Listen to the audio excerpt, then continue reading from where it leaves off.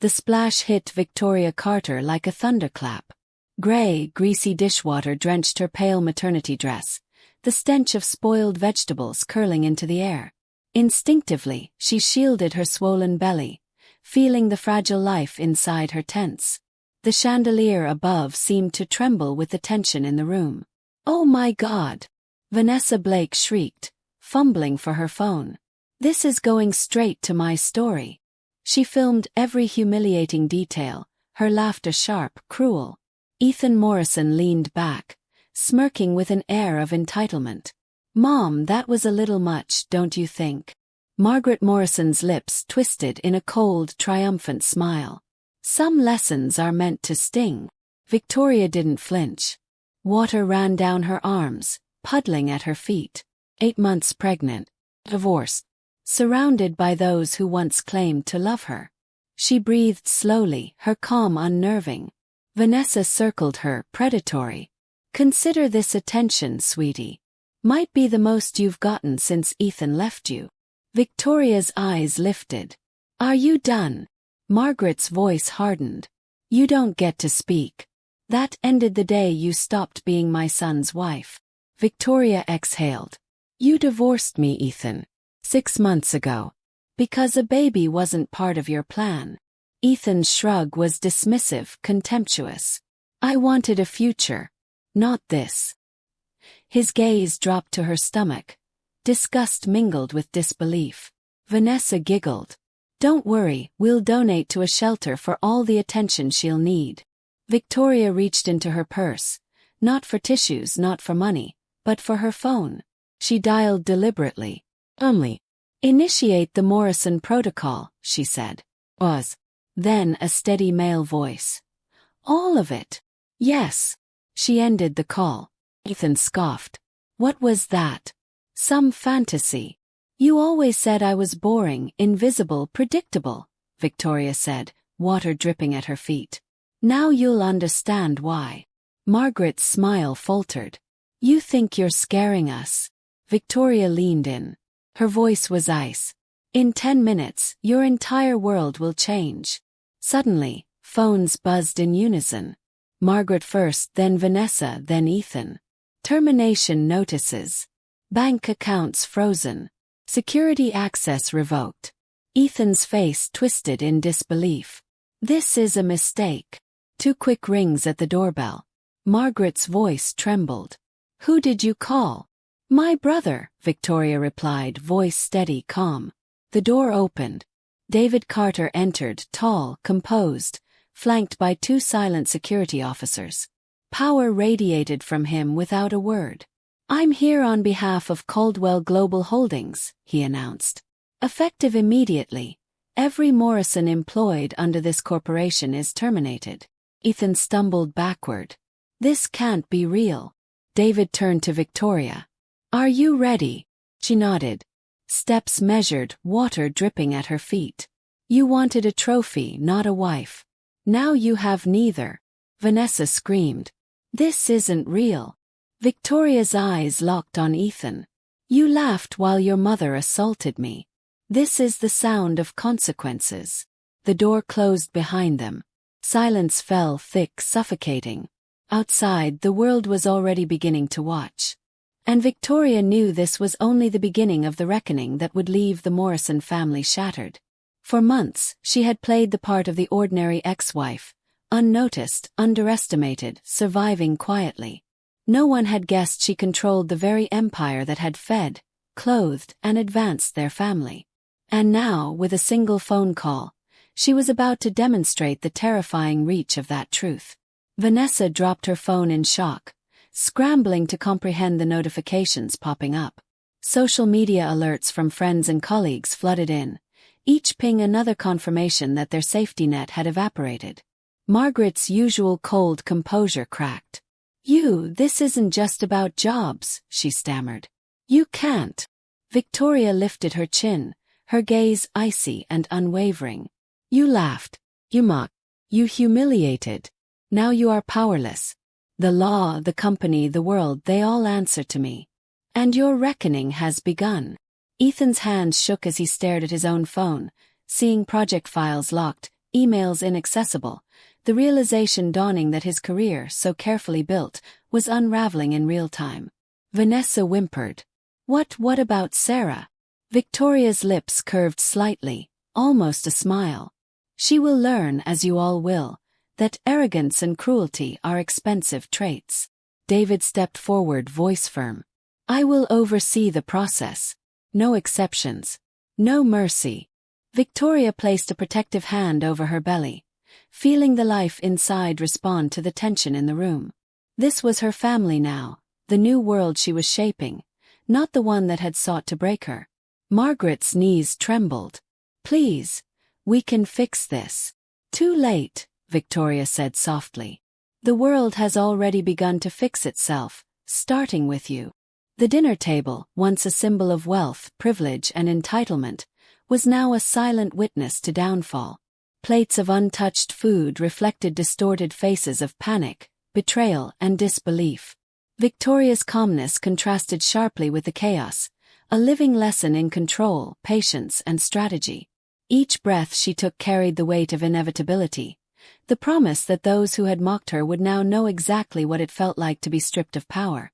Consider this a warning, she added, her voice carrying over the stunned silence. What you did to me could have ended in silence.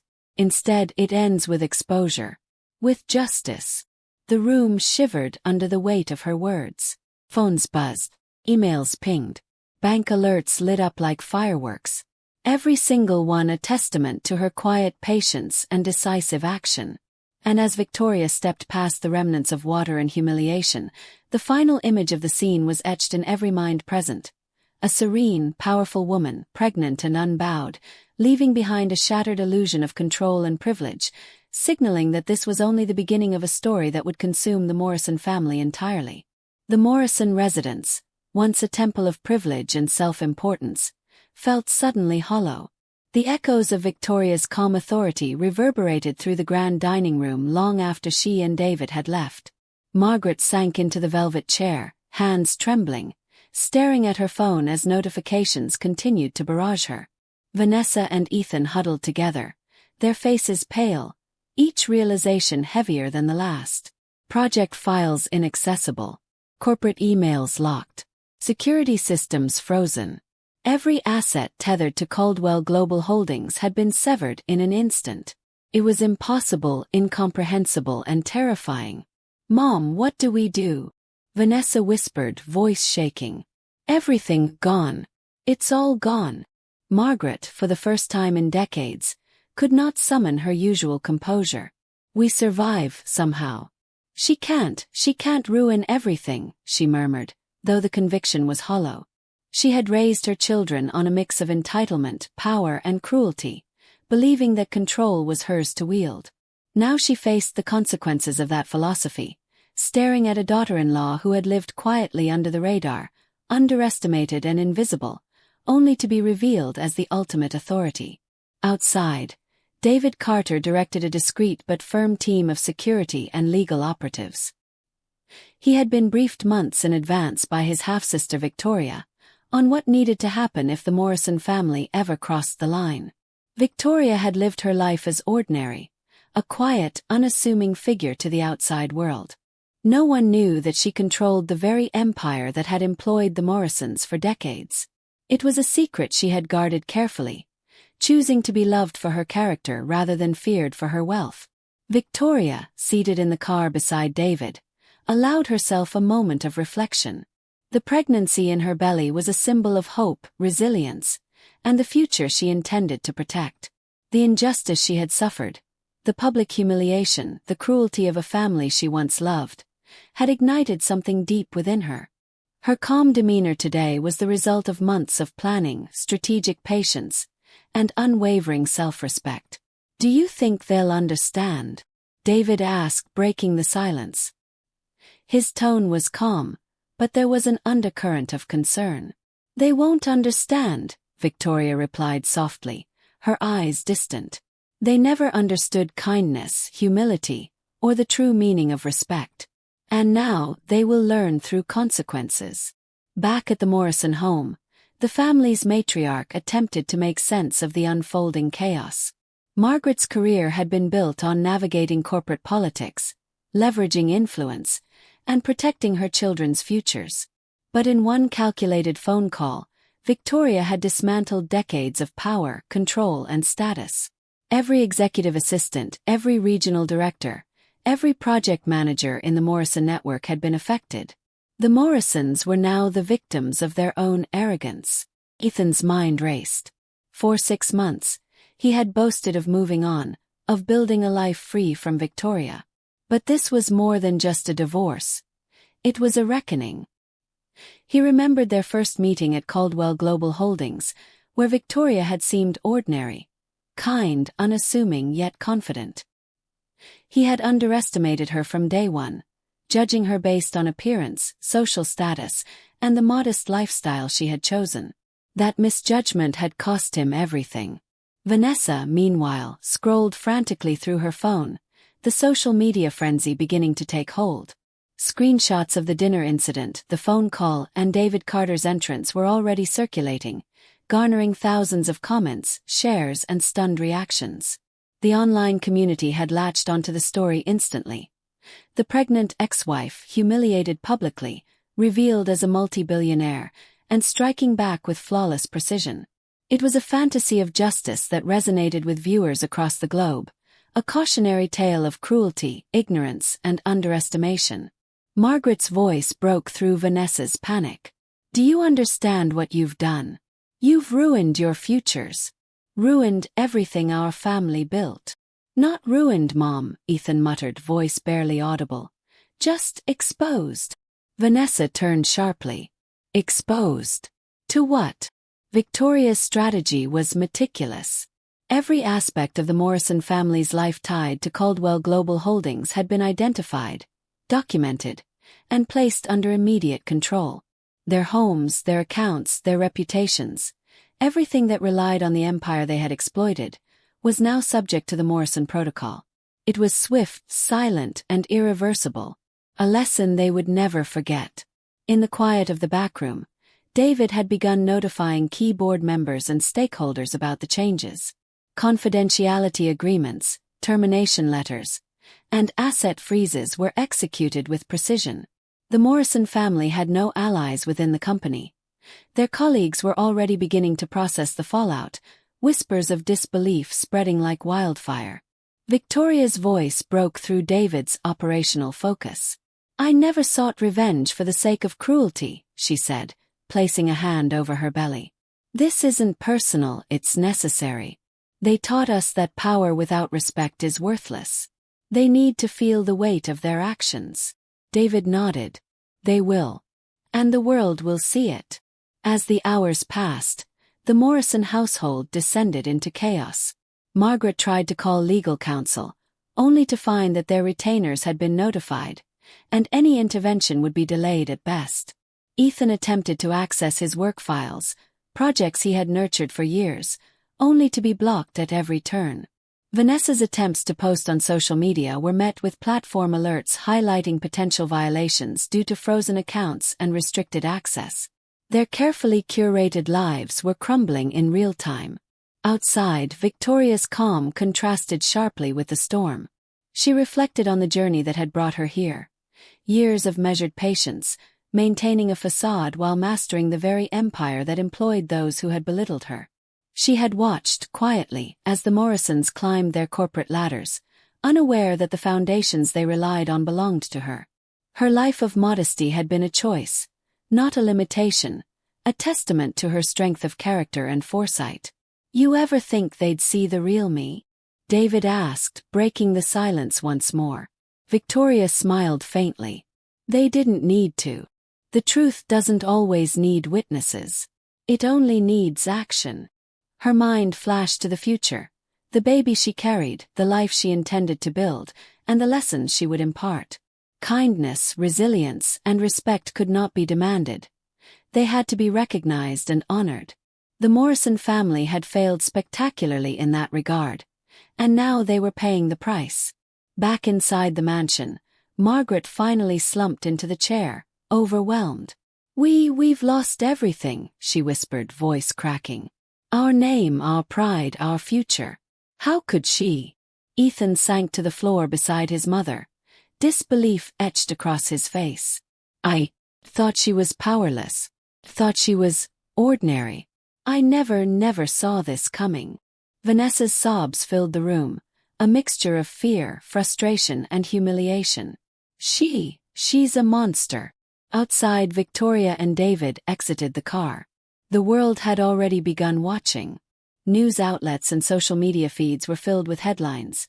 Pregnant ex-wife humiliated at family dinner, revealed as billionaire CEO. Caldwell Global Holdings executes Morrison Protocol, and justice served, the fall of a cruel family. Victoria paused, glancing at her brother. This is just the beginning. Those who live by cruelty must understand the cost. David nodded. And they will. Every lesson, every consequence. No exceptions. As they walked away from the Morrison residence, the narrative of injustice, power, and retribution had already begun to ripple through the public consciousness.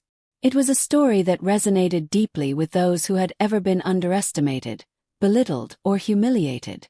A story that called viewers to reflect on how they treated others, and to subscribe, share, and witness the unfolding justice firsthand. The Morrison family's empire had been built on the illusion of security. That illusion was shattered. Victoria's calm determination had exposed the fragility beneath the arrogance.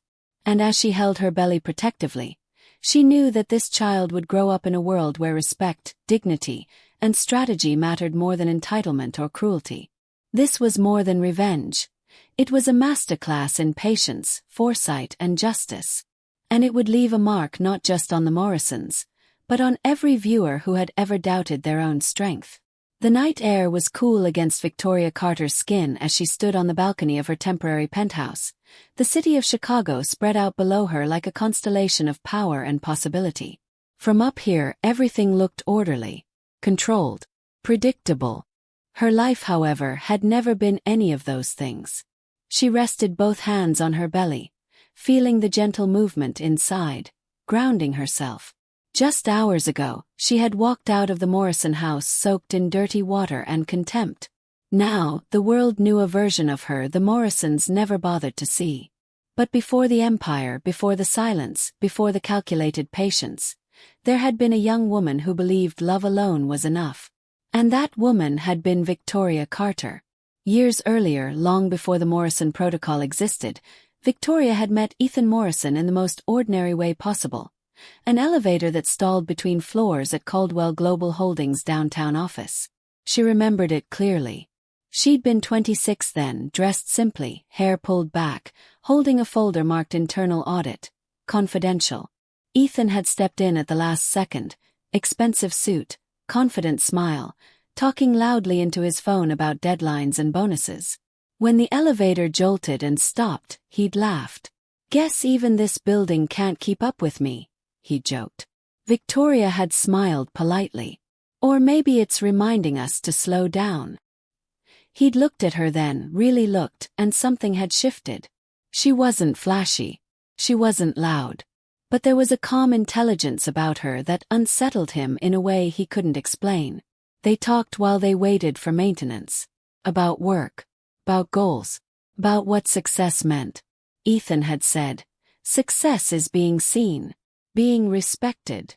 Victoria had replied, "Success is being free." He'd laughed, shaking his head. "You sound like someone who's never struggled." If only he knew. Victoria had grown up understanding struggle intimately. Her mother had died young. Her father's empire, Caldwell Global Holdings, had been inherited quietly, shielded from the public eye. From an early age, Victoria had been taught discretion. "Power doesn't announce itself," her father used to say. Wait. She chose anonymity not out of fear but out of principle. She wanted to be loved without conditions, respected without fear, chosen without calculation. Ethan never asked about her background. He assumed. And Victoria let him. Dating Ethan had felt normal, refreshing even. He brought flowers. He called. He listened, at least in the beginning. His family, however, was another story. Margaret Morrison had taken one look at Victoria during their first dinner, and decided she was inadequate.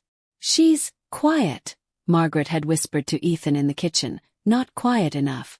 "Are you sure she's ambitious?" Victoria had heard every word. She'd smiled anyway. That night marked the beginning of Victoria shrinking herself. She wore simpler clothes, downplayed her intelligence, avoided discussions about leadership or strategy. She let Margaret dominate conversations. She let Ethan feel bigger, stronger, more accomplished. Because love, she believed then, required compromise. The marriage that followed was beautiful on the surface. Elegant ceremonies. Applause. Male. But beneath it all, Victoria was slowly disappearing. Ethan began to resent her pregnancy announcement. "A baby now," he'd said, incredulous. "Do you have any idea what this does to my trajectory?" Victoria had stared at him, stunned. "It's our child. I didn't sign up for this," he'd replied coldly. That was the moment she knew. The divorce came swiftly, quietly. He left her with nothing, so he thought. She signed papers without protest, moved out without drama, let them believe she'd lost. But loss had a way of sharpening clarity. Standing on the balcony now, Victoria exhaled slowly. The humiliation at the dinner table hadn't broken her. It had closed a chapter that should have ended long ago. Inside the penthouse, David watched his sister through the glass, understanding the weight she carried. "You loved him," he said gently. "I loved who I thought he was," Victoria replied without turning around. "And I loved who I pretended to be for him." David nodded. "And now?" Victoria turned, her gaze steady. "Now I love myself enough to stop apologizing for my strength." Across the city, the Morrison family was unraveling further. Margaret's former colleagues refused her calls. Ethan's name was being quietly removed from internal communications. Vanessa's social media following began to drop as public sentiment shifted. The narrative had changed. The victim was no longer them. It was Victoria. And people were paying attention. Online comments flooded in. She stayed calm while they laughed at her. "This is what happens when you underestimate the wrong woman. I've been her." Quiet. Dismissed. Overlooked. Victoria read none of it. But the energy reached her anyway. This was no longer just her story. It belonged to every woman who had ever made herself smaller to be loved. Every person who had been mocked for being patient. Every soul told their worth depended on appearance or status. If that's you, if you've ever swallowed your pride just to survive, this story is for you. Don't scroll away. Don't doubt yourself. Subscribe, stay with this journey, because what comes next isn't just justice, it's transformation. Victoria returned inside, the city lights reflecting off the glass behind her. Tomorrow would bring legal storms, media pressure, and the full collapse of the Morrison illusion. But tonight, she allowed herself one quiet truth. She was done shrinking. And the world was about to learn what happens when a patient woman finally stands. The video hit the internet at 6:42 a.m. It wasn't posted by Vanessa. It wasn't posted by Ethan. It wasn't even posted by someone inside the Morrison family.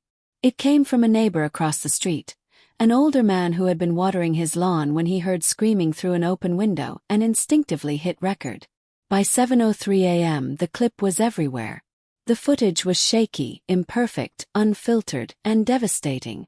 A pregnant woman standing still, drenched in gray water. A dining table filled with expensive food. Laughter echoing. A mother's voice sharp with contempt. And then the calm voice. "Initiate the Morrison Protocol." That line alone detonated across social media.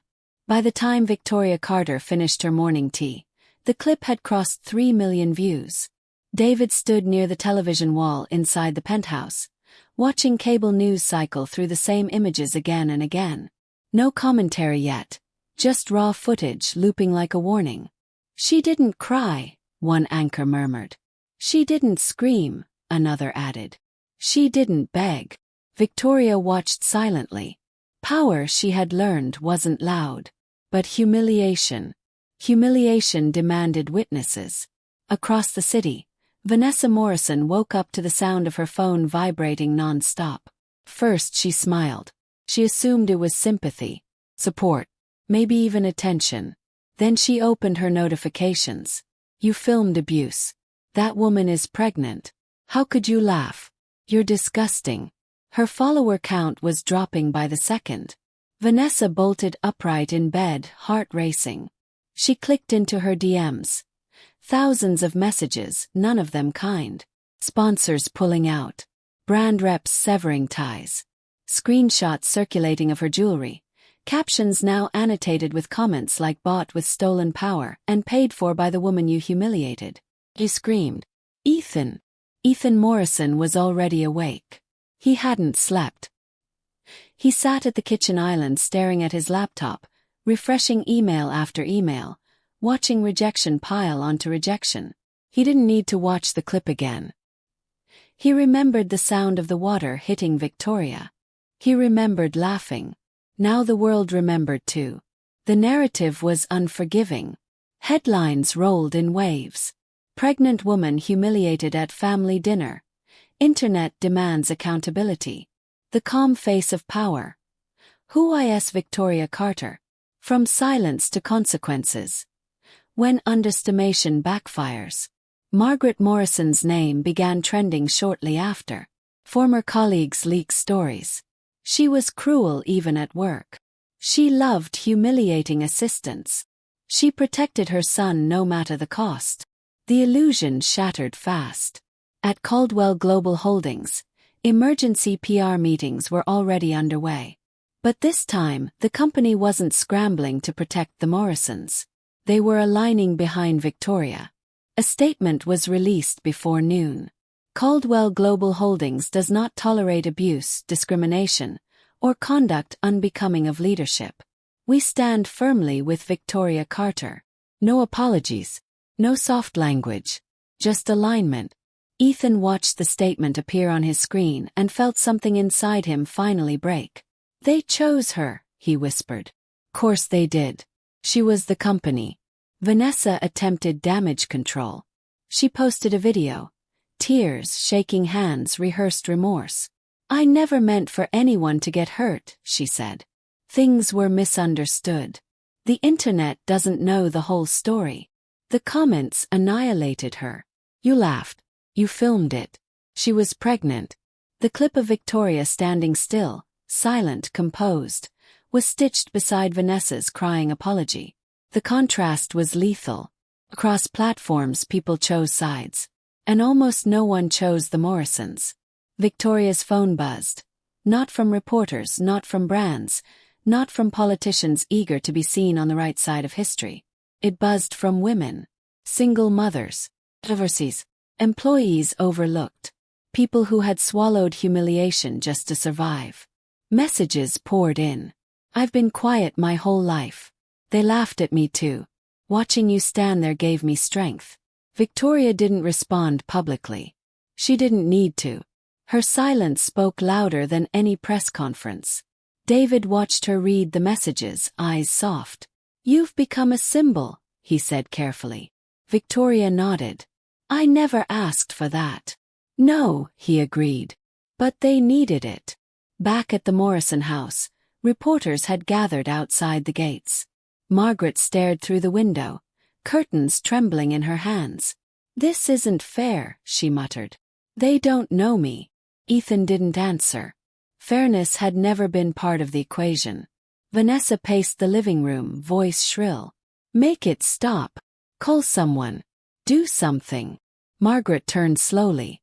Everything I could call, she said quietly, belongs to her. That truth landed like a verdict. The doorbell rang. This time it wasn't security.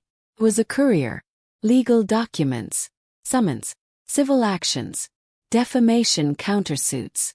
And at the very bottom, a single line. Public exposure was not the punishment.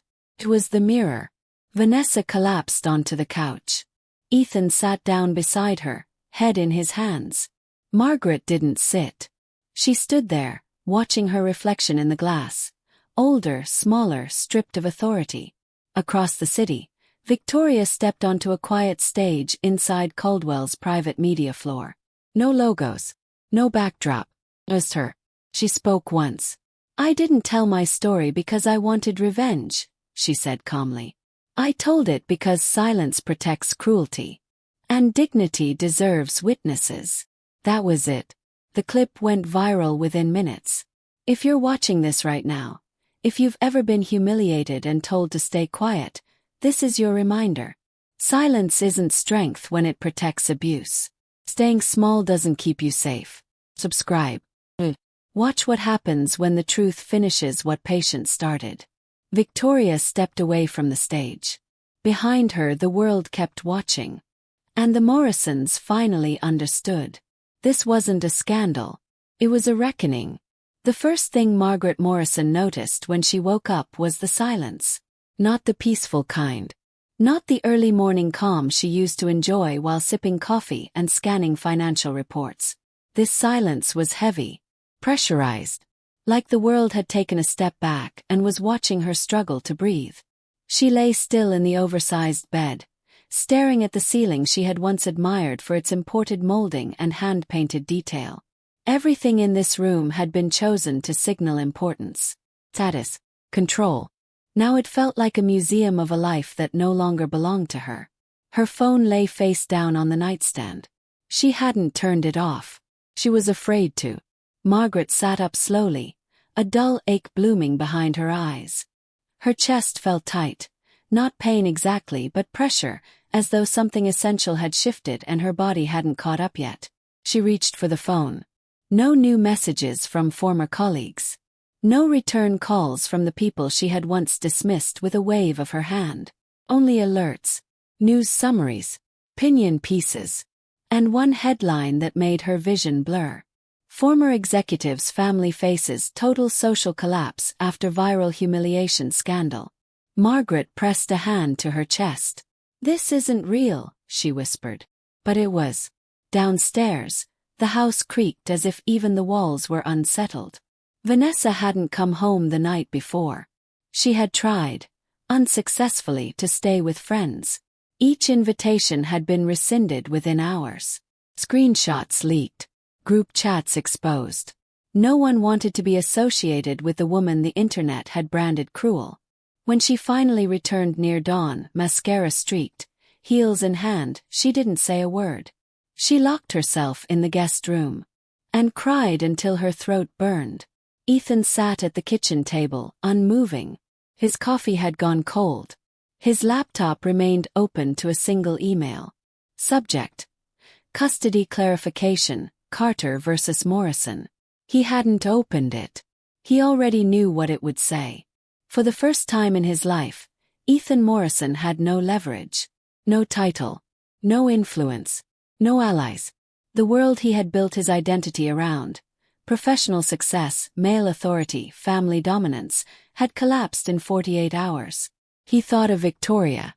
Not the woman from the video. Not the billionaire. But the woman who used to fold laundry quietly while he took calls. The woman who had once asked softly, "Do you still see me?" He hadn't answered then. Now the silence screamed back. Margaret made it halfway down the staircase before her knees buckled. She reached for the banister. The fall wasn't dramatic. It was humiliating. A woman who had commanded boardrooms now sat on the steps, gasping, her breath shallow and erratic. Vanessa heard the sound and rushed out. "Mom!" Margaret's vision narrowed. The walls pulsed. Her heart raced, then stuttered. "I can't," she whispered. "I can't breathe." The ambulance arrived quickly. So did the cameras. The headline updated within minutes. Matriarch of Morrison family hospitalized as pressure mounts. No sympathy followed. Only commentary. Stress doesn't feel good when it's not yours. Funny how silence hurts now. Vanessa sat alone in the hospital waiting room, refreshing her phone compulsively. Her face appeared everywhere. Reaction videos, breakdowns, psychologists dissecting her behavior. She didn't just film, one analyst said. She participated. Vanessa shut the video off. She opened her banking app. She tried again. Still nothing. Her sponsorship money had been frozen pending investigation. Her manager had sent a single message. "We're stepping away." That was it. No goodbye. No reassurance. Vanessa stared at her reflection in the darkened phone screen. Without attention, without admiration, without borrowed power, she didn't recognize herself. Across the city, Victoria sat in a quiet consultation room, hands folded neatly in her lap. The obstetrician smiled reassuringly. "Everything looks healthy," she said. "Both of you." Victoria exhaled, a tension she hadn't fully acknowledged easing from her shoulders. Her phone buzzed. "David." "She's been hospitalized," he said gently. Victoria closed her eyes for a moment. She felt nothing like victory, only finality. "I didn't want this," she said quietly. "I know," David replied. "But collapse is what happens when people build their lives on cruelty." At the hospital, Ethan arrived late. He stood at the foot of Margaret's bed, watching machines beep softly. She looked smaller, older. Not the woman who once poured dirty water on his pregnant wife. Not the woman who laughed.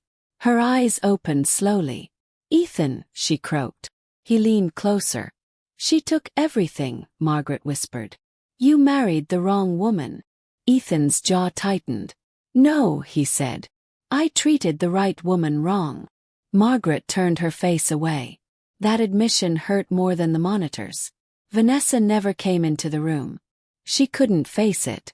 For the first time in her life, she was alone, with no audience. If you're watching this and thinking this could never be me, pause. Every collapse begins with a moment where cruelty feels safe. Where laughter feels consequence-free. Where power feels permanent. Subscribe, not for revenge stories, but for reminders like this. Nothing borrowed lasts. Respect is the only currency that survives exposure. That night, the Morrison house remained dark. Utilities had been disconnected. Accounts under review. Friends absent. And in the quiet, something irreversible settled over them. They were no longer important. They were cautionary. Across the city, Victoria stood by her window again, hand over her belly, watching the lights. She did not smile. She did not celebrate. She simply stood, steady, grounded, whole. Tomorrow would bring legal resolutions. But tonight delivered something far more permanent. The end of their power. And the beginning of her peace. Vanessa Morrison decided to tell her side of the story at 9 a.m. on a Tuesday. She chose the time carefully. Mid-morning meant maximum engagement without competing headlines. Her crisis consultant, one of the few who hadn't dropped her yet, had suggested neutral lighting, a soft sweater, minimal makeup. The goal was vulnerability, relatability, redemption. Vanessa sat in front of the camera in her childhood bedroom, the one place that still felt untouched by the collapse. She took a breath, counted to 3, and pressed record. "I want to speak from my heart," she began, voice trembling just enough to sound real. The internet only saw a moment. They don't know the years of pressure, the misunderstandings, the pain we were all under. She paused, eyes glistening. "I never intended to hurt anyone." Within minutes, the video began trending. But not for the reason she hoped. Reaction videos appeared almost instantly. Clips of her apology were stitched side by side with the dinner footage.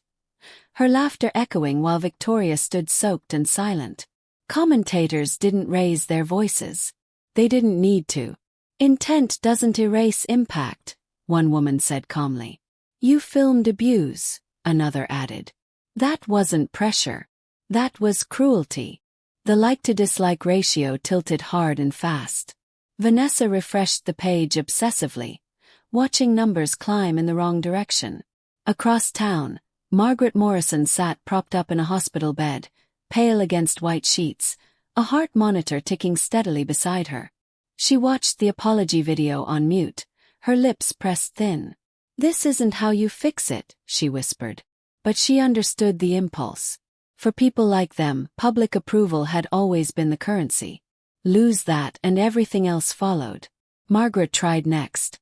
2 days later, a carefully worded statement appeared under her name, released through a respected PR firm. As a mother, I regret the actions that led to unnecessary pain. I ask for grace as I reflect and heal. Grace. The word detonated. Former co-workers replied with stories. Assistants shared emails. Interns posted anonymous accounts of humiliation and verbal abuse. Grace, the internet decided, was not owed. It was earned. Ethan watched it all unfold from a small rental apartment on the edge of the city. The house was gone. The cars repossessed. What remained fit into 2 suitcases and a box of unopened mail. He didn't issue a statement. He couldn't. Anything he said would be measured against one sentence the internet had already memorized. I'm not ready to be tied down with a kid. Handle it. That text, leaked by someone Ethan still hadn't identified, was reposted endlessly. No apology could outrun it. At Caldwell Global Holdings, Victoria sat in a boardroom filled with quiet respect. The conversation wasn't about scandal anymore. It was about direction, leadership, the future. She listened more than she spoke. When she did speak, the room leaned in. Visibility doesn't equal accountability, she said calmly. An apology without changed behavior is just branding. No one disagreed. Outside the boardroom, fans gathered. Not paparazzi, not protesters, but people holding handwritten signs. Thank you for staying calm. You made me feel seen. Victoria didn't go out to meet them. She didn't need to. Her impact had already landed. Vanessa tried again. This time a podcast interview. Then a long-form essay. Then a charity announcement. Each attempt was met with the same response. Silence or scrutiny. The internet had moved on, not because it forgot but because it remembered. Margaret was discharged quietly. No press. No statements. When she returned home, the house echoed. She stood in the dining room, staring at the long table. The stain from the spilled water had been scrubbed clean. The memory had not. She lowered herself into a chair and finally cried. Not for reputation, not for power, but for the certainty she once had. Across the city, Victoria prepared the nursery. Soft colors. No extravagance. Just peace. If you're still watching, if you've ever waited for an apology that never really came, this part is for you. Closure doesn't always come from their remorse. Sometimes it comes from your distance. Subscribe, stay with this story, and remember, not everyone deserves a second chance at your peace. The world stopped listening to the Morrisons. And for the first time in their lives, no amount of speaking could change that. The courtroom smelled like polished wood and cold certainty. Victoria Carter arrived early. She wore no designer labels, no power colors, no statement jewelry. Just a simple navy dress, low heels, hair neatly pulled back. 8 months pregnant, she walked with calm purpose, one hand resting lightly on her belly. David walked beside her, not as an enforcer today, but as family. Across the aisle, Ethan Morrison sat alone. No entourage, no legal team whispering strategies. Just a public defender flipping through thin folders, eyes tired. Ethan looked smaller than Victoria remembered. Not physically, emotionally.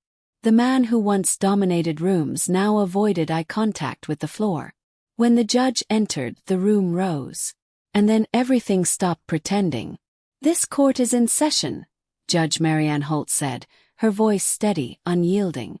The case was simple on paper. Custody, parental responsibility, support. But everyone in that room knew it wasn't simple at all. Ethan's attorney stood first, clearing his throat. "Your Honor," he began, "my client acknowledges past mistakes.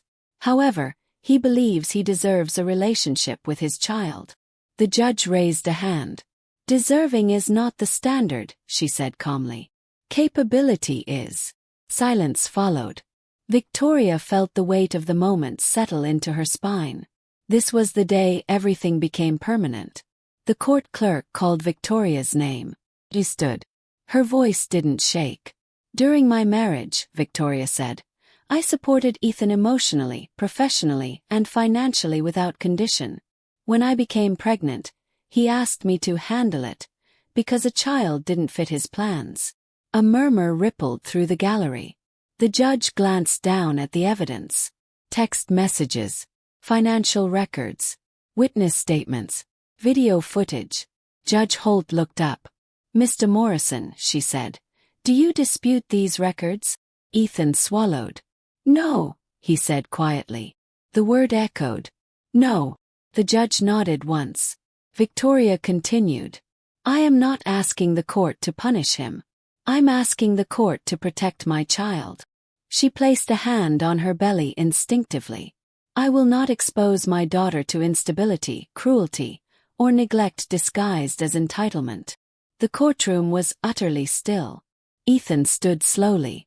"I was wrong," he said. "I didn't understand what I was losing." The judge's gaze hardened. "Understanding after consequences is not accountability," she said. Victoria did not look at him. She had already moved on.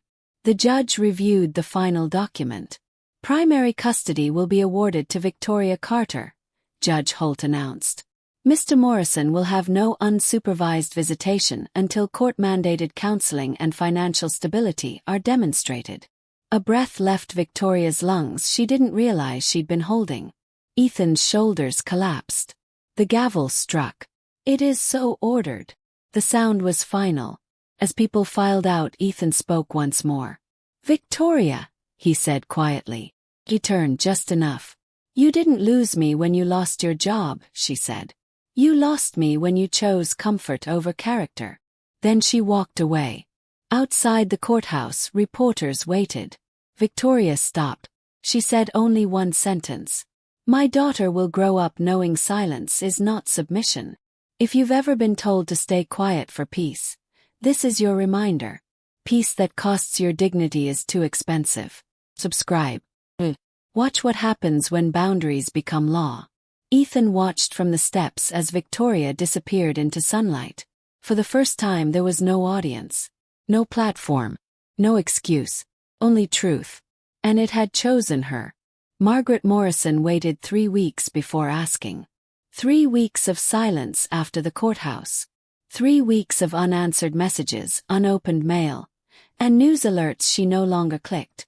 By the time she finally dialed the number David Caldwell had given her, her hands trembled, not from fear of rejection, but from the unfamiliar weight of humility. "I just want to speak with her," Margaret said when David answered. "No lawyers. No cameras. I won't stay long." David didn't respond immediately. He remembered the sound of water hitting Victoria's shoulders. He remembered the way she didn't flinch. "She's pregnant," he said finally. "And she's at peace. If you disrupt that, the conversation ends." "I understand," Margaret whispered. That was the truth. She did. 2 days later, Margaret stood outside a quiet brownstone on the Upper West Side. No gates, no guards, no spectacle. It unsettled her more than the mansions ever had. This was where Victoria lived now. A place chosen not to impress, but to breathe. Margaret rang the bell once. Victoria opened the door herself. She looked radiant in a way that had nothing to do with appearance. Comfortable clothes, bare feet, a hand resting protectively on her belly. For a moment, Margaret forgot her prepared words. "I didn't know if you'd come," Victoria said calmly. "I didn't know if I deserved to," Margaret replied. They stood there, past and present facing each other without an audience. Victoria stepped aside. 10 minutes, she said. "Please sit." The living room was warm. Soft light. No trophies of power. Margaret lowered herself onto the couch slowly, as if afraid the space might reject her. "I've replayed that night every day," she began. "I wish I could say I didn't recognize myself." Victoria listened. "I was angry," Margaret continued. "At my son. Losing control.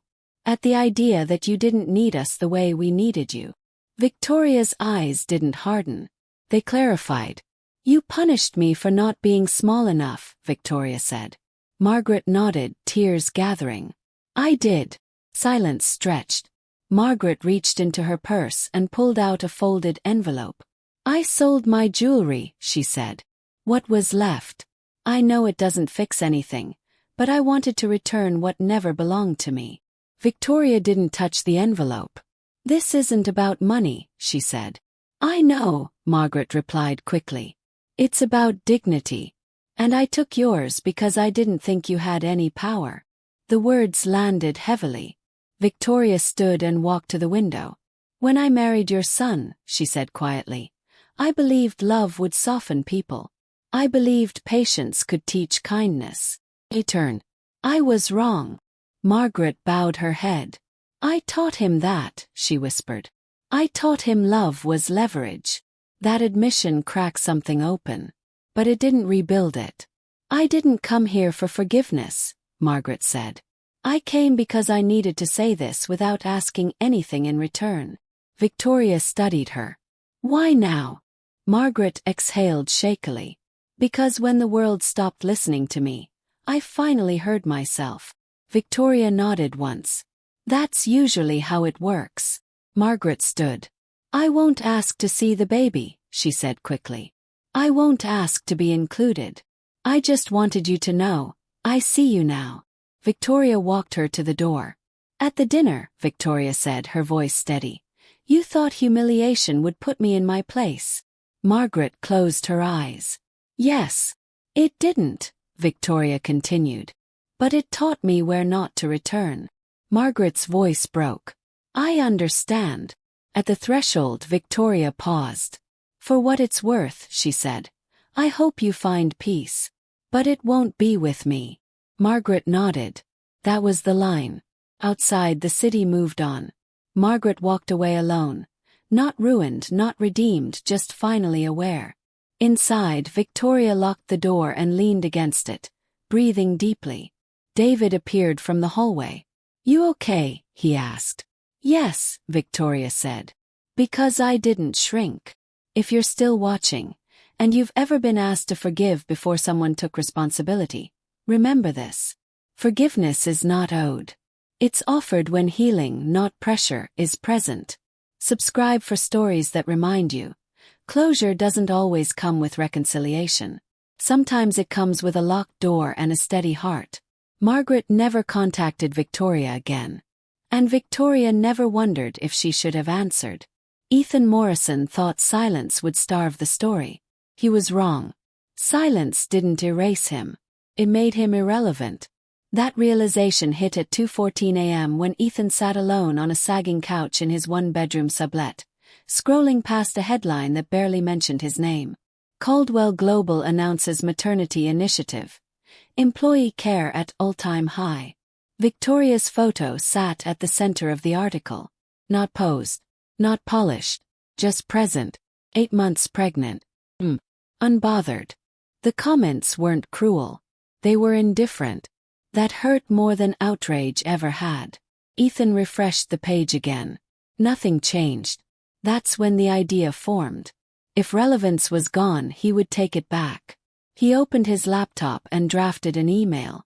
Subject line: "The truth no one wants to hear." He sent it to 3 tabloids, a podcast producer, and one journalist he vaguely remembered from his old professional life. Then he waited. By morning, one reply came through. "We'll hear you out."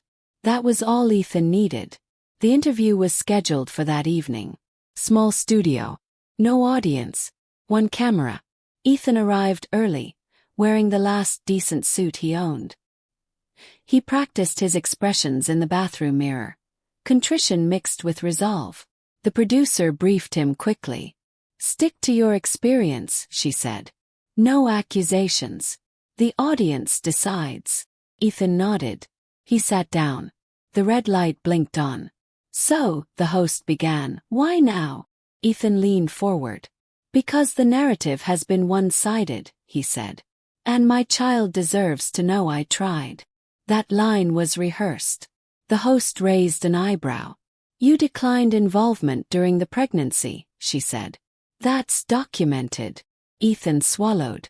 "I was afraid," he said, "of losing control, of being erased." The irony didn't escape the viewers. Clips of the interview hit social media before the hour ended. Ethan continued. I loved Victoria, he said. But she hid things from me. Power changes people. That sentence detonated. Within minutes, fact-checkers pulled receipts, emails, contracts, prenups he never signed because he never asked. Former colleagues spoke up. She protected him, one wrote. He benefited from her silence. The host didn't interrupt. She didn't have to. Ethan pressed on, sensing momentum. I just want access to my daughter, he said. That's all. The clip froze on that sentence. Then another clip followed. Court document. No unsupervised visitation. The internet did what it always does. Compared. It remembered. Concluded. The backlash wasn't loud. It was surgical. Viewers slowed the footage. They highlighted contradictions. They reposted the text message. Handle it. By midnight, the interview had backfired completely. The journalist released a follow-up. After reviewing additional evidence, we will not be pursuing further coverage. Ethan watched the statement alone. The screen dimmed. That was it. No comeback. No redemption arc. Across the city, Victoria watched none of it. She was asleep. One hand rested on her belly. The other held a book she hadn't finished. David read the headlines the next morning and shook his head. He really did it, he muttered. Victoria poured tea calmly. People who mistake attention for healing always do, she said. The final blow came quietly. Legal notice. Ethan's attempt to monetize the interview violated the custody agreement. Supervised visitation was suspended. Indefinitely. Ethan read the email 3 times. Then he laughed. Not because it was funny. Because there was nothing left to lose. If you're watching this and you've ever seen someone self-destruct because they couldn't accept accountability, this is your reminder. Not every door closes loudly. Some close because you refuse to stop pushing. Subscribe for stories that tell the truth. Healing doesn't come from being heard. Comes from being honest. Ethan shut the laptop. For the first time, no one was watching. And that, finally, was the consequence. Labor began at 3:47 a.m. Not with panic. Not with chaos. But with certainty. Victoria Carter woke to a slow, deep tightening that settled low in her abdomen like a deliberate knock. It wasn't asking permission. It was announcing arrival. She sat up carefully, breathing through the sensation, one hand instinctively cradling her belly. So this is it, she whispered. David answered the call on the first ring. I'm on my way, he said. By the time the car pulled up to the private entrance of the hospital, the city was still dark, unaware that something irrevocable was happening inside one woman's body. The delivery room was calm. Doctors moved with practiced ease. A nurse adjusted the lights. Victoria focused on her breathing, not because she was afraid of the pain but because she understood it. Pain that leads somewhere is different. Between contractions, memories surfaced. The first apartment she and Ethan shared. The night she stayed quiet to keep the peace. The dinner table. The water. And then clarity. She would never again confuse endurance with love. Hours later, as dawn broke across the windows, the room filled with sound. Cry. Strong. Defiant. Live. Victoria laughed through tears. Her daughter was placed on her chest, warm and solid and real. Hello, Victoria whispered. You made it. David stood nearby, eyes wet, silent. What's her name? The nurse asked gently. Victoria didn't hesitate. Grace, she said. Not because forgiveness had been given, but because it had been reclaimed. News didn't break immediately. There was no announcement, no press release. For 2 full days, Victoria lived inside a small, sacred world. Skin to skin. Late-night feedings. A quiet rhythm that had nothing to do with power or revenge. On the 3rd day, Victoria made one call. The board assembled via secure line. This is not a leave, Victoria said calmly. This is an expansion. She outlined the Grace Initiative. Paid parental leave. Emergency housing protections. Zero-tolerance policies for workplace harassment, regardless of rank. These are not benefits, Victoria said. They are boundaries. The vote was unanimous. Across the internet, the announcement spread. Not sensational, substantial. Comment sections shifted. She changed the rules. This is what power should look like. Ethan saw the headline from a borrowed phone. He read the name. Grace. He said it once out loud. The word didn't hurt. Educated. Months passed. The nursery filled with light. Grace grew. Victoria returned to work. Not hardened, not distant, but precise. She spoke at a women's summit one fall afternoon. She said only this. Power doesn't protect you from pain. Clarity does. The applause was long. But Victoria didn't stay for it. She went home. That night, Victoria rocked Grace to sleep, humming softly. She thought of the girl she used to be. And the woman she became. If you're still watching, this ending is for you. You don't need revenge to win. You need boundaries. You don't need to be loud to be powerful. You need to be clear. Subscribe if you believe healing can be quiet, justice can be strategic, and legacy can be chosen. Because one day, someone will inherit the world you build. Make sure it's one that protects them. Victoria kissed her daughter's forehead. The past was finished. The future had her eyes open. Victoria Carter's journey is not about revenge. It is about self-respect, boundaries, and the quiet strength it takes to walk away from what breaks you. Her power was never in her wealth alone. It was in her refusal to beg for dignity, her patience to let truth reveal itself, and her courage to choose peace over punishment. This story is for anyone who has been humiliated, underestimated, or told to stay silent for the sake of comfort. It is a reminder that you don't need to explain your worth to those committed to misunderstanding you. Healing does not always look dramatic. Sometimes it looks like clarity, distance, and building a future that no longer includes the people who hurt you. If this story resonated with you, if you saw your own pain, strength, or survival reflected here, subscribe to this channel. We tell stories for those rebuilding quietly, setting boundaries bravely, and choosing themselves without apology. Share this video with someone who needs the reminder that dignity is non-negotiable, that patience is powerful, and that no one gets to define your value. Your story isn't over. And like Victoria, the legacy you choose from here on is entirely yours.